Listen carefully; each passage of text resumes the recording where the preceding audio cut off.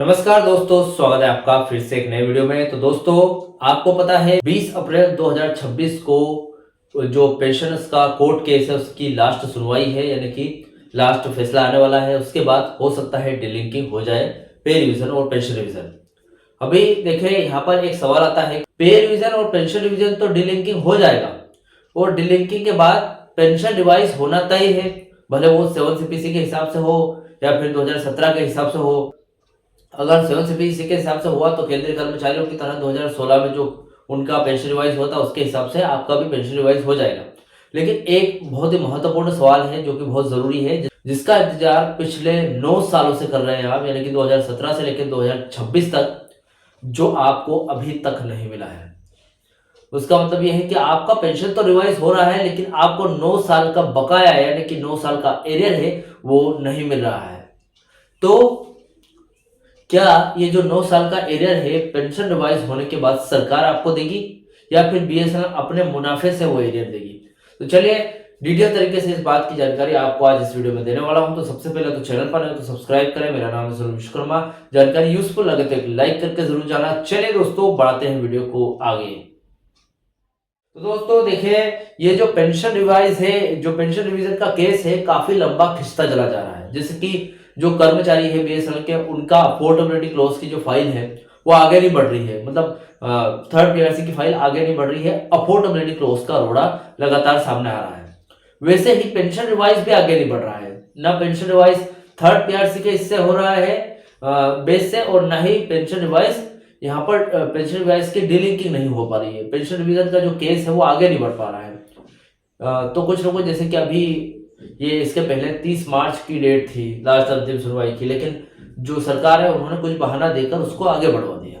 इस स्थिति में बहुत सारी दिक्कतें सामने आ रही है और ये जो है 2026 का टाइम है, ये टलता चला जा रहा है। मार्च निकल गया है, अब जनवरी फरवरी मार्च निकल गया, लेकिन थर्ड पीआरसी में कोई भी यहाँ पर हलचल नहीं दिख रही है। ना पे रिवाइज हो पा रहा है, ना पेंशन रिवाइज हो पा रही है।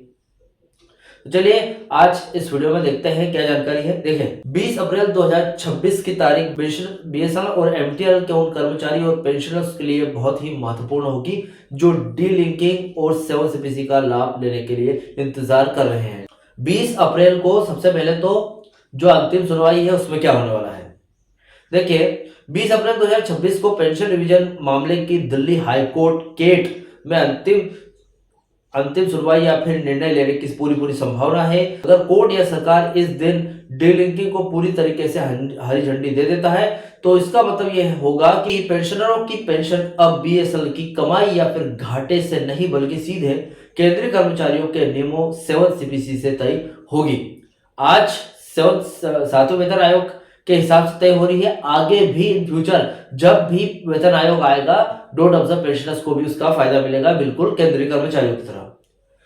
सेकंड ऑप्शन है एरियर का क्या होगा। मतलब देखिए, आपका पेंशन रिवाइज तो हो गया, डीलिंकिंग हो गई, पेंशन रिवाइज हो गया, ये हिसाब से देखा जाए तो डोंट ऑब्जर्व पेंशनर्स के लिए सबसे बड़ी बात है। लेकिन आपका जो एरियर है 9 साल का एरियर, जिसका इंतजार भले आप थर्ड पीआरसी का इतना इंटरेस्ट नहीं हो आपको, लेकिन जिसका इंतजार आप पिछले 9 साल 3 महीने से करते आ रहे हैं और अभी भी वो एरियर मिलने का कोई चांसेस नहीं है क्योंकि पेंशन रिवाइज नहीं हुआ है, तो उसका क्या होगा। पेंशनर्स के मन में सबसे बड़ा डर है कि 9 साल के बकाये को लेकर है। यहाँ सबसे सटीक स्थिति देखते हैं। सबसे पहले तो 100% एरियर के अगर हक की बात करें तो नियम के अनुसार जब भी पेंशन रिवीजन पिछली तारीख यानी कि बैक डेट से लागू होता है, जैसे कि 1/1/2017 की इफेक्टिव डेट है पे रिवाइज की, तो पेंशन रिवाइज की भी वही इफेक्टिव डेट है। तो एरियर मिलना एक कानूनी अधिकार बन जाता है देखा जाए तो।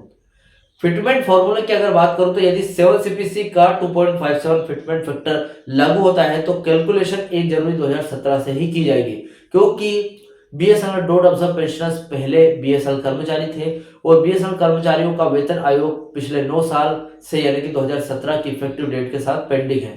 तो पेंशनर्स जब बने वो, तो उनका भी जो पेंशन रिवाइज है वो भी 2017 की इफेक्टिव डेट के साथ होगा। लेकिन आधार चेंज हो जाएगा, आधार थर्ड पीआरसी की जगह यहाँ पर 7 सीपीसी लगेगा।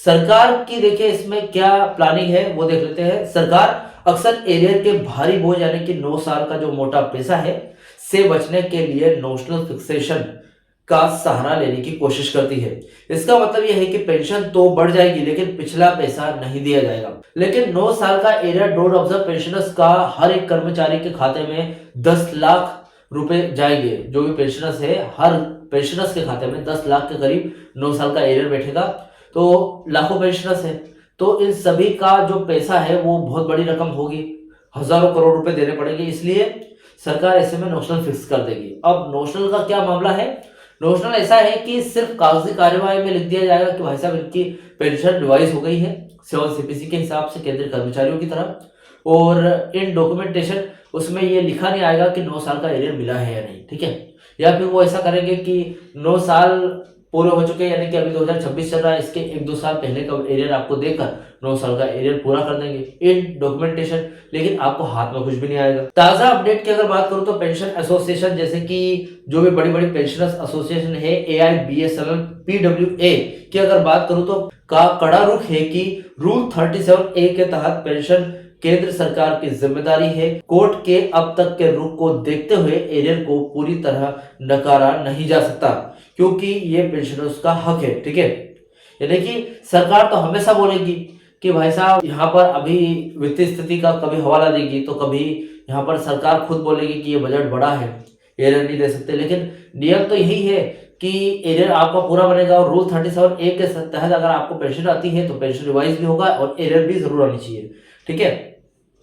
कैलकुलेशन की एक नजर में अगर हम देखें तो 9 साल 3 महीने का जो समय है वो काफी लंबा होता है। अगर डीलिंकिंग फाइनल हो जाती है तो बकाया राशि देखें, यहाँ पर अगर जोड़े बकाया राशि तो पेंशन रिवीजन की प्रभावी तिथि देख लेते हैं। क्या होगा? 1/1/2017 से संभावित है, लेकिन 7 सीपीसी के अनुसार। एरियर की कैलकुलेशन की बात करूं तो जनवरी 2017 से लेकर भुगतान की तारीख तक का जो अंतर है उसी को एरियर बोलते हैं, और नियम के हिसाब से वो आपको मिलना चाहिए, लेकिन सरकार उसको नोशनल घोषित कर सकती है। ब्याज की अगर बात करूं तो आमतौर पर एरियर पर ब्याज नहीं मिलता, लेकिन लंबी देरी होने पर कोर्ट ब्याज का आदेश भी दे सकता है। लेकिन वो बात की बात है, चलो ब्याज मिलेगा नहीं मिलेगा वो बात की बात है, लेकिन एरियर तो देना ही पड़ेगा। अभी चौथा पॉइंट है, क्या सरकार एरियर देगी?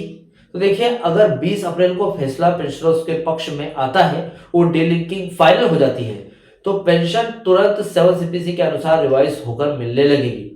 इंक्रीमेंट हो जाएगा 2.57 फिटमेंट फैक्टर मिला आपको, तो किसी की भी अगर पेंशन 10,000 है वो सीधा 2.5 गुना बढ़ जाएगी, यानी कि 10 से 25,000 से लेकर 30,000 के बीच में आपको पेंशन मिलने लगेगी 7 सीपीसी के एरियर के हिसाब से देखा जाए तो। एरियर की अगर बात करूं तो सरकार इसे एक साथ लमसम देने के बजाय किस्तों इंस्टॉलमेंट में देने का प्रस्ताव रख सकती है, जैसे कि अक्सर बड़े भुगतान के मामलों में देखा गया है। जैसे कि अगर जैसे भुगतान ज्यादा बड़ा हो जाता है, एरियर लंबा समय से ज्यादा मतलब लंबे समय से पेंडिंग है, तो जो पेमेंट है वो बहुत बड़ी हो गई, तो इसीलिए यहाँ पर किस्तों में दे सकती है, जैसे कि। लेकिन ऐसा नहीं है कि एक ही साल में दे देगी, 4 साल 5 साल 7 साल लग सकते हैं इस एरियर को पूरा होते होते। कानूनी पेज की अगर बात करूं तो यदि सरकार केवल आज से पेंशन बढ़ाने की बात करती है और एरियर से मना करती है तो मामला फिर से सुप्रीम कोर्ट में जा सकता है, यानी कि फिर से पेंशन रिवाइज में डिले हो जाएगा।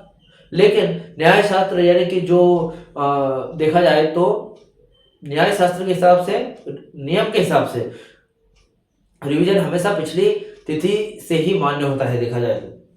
कुल मिलाकर आपको 7 सीपीसी का लाभ मिलना लगभग तय है, लेकिन 9 साल के एरियर के लिए सरकार अपने बजट का बहाना दे सकती है। हालांकि पेंशनर्स यूनियनों की मजबूती को देखते हुए एरियर मिलना 90% निश्चित है, भले ही वो किस्तों में मिले। यानी कि जो पेंशनर्स यूनियन है वो पूरा दबाव बना रही है कि ये जो 9 साल का एरियर है ये भी ना छूटे। पेंशन रिवाइज तो होगा 7 सीपीसी के अनुसार, लेकिन जो 9 साल 3 महीने का एरियर है ये भी हमें मिलना चाहिए, पूरा दबाव बनाया जा रहा है। देखते हैं 20 अप्रैल की लास्ट सुनवाई में डीलिंकिंग का फैसला आता भी है या फिर नहीं आया तो जो कोर्ट केस है और खींच सकता है, यानी कि सुप्रीम कोर्ट तक जाएगा। फिर सरकार ऐसे तो चुप बैठेगी नहीं। फिलहाल जो भी अपडेट निकल कर आएगी मैं वीडियो में जरूर लेकर आऊंगा। इस वीडियो से रिलेटेड जो भी आपका डाउट क्वेश्चन वगैरह हो तो मुझे कमेंट बॉक्स में कमेंट कर सकते हैं। वीडियो अच्छा लगा तो वीडियो को लाइक कमेंट से जरूर करें। मिलते हैं दोस्तों नेक्स्ट वीडियो में। सी यू सून।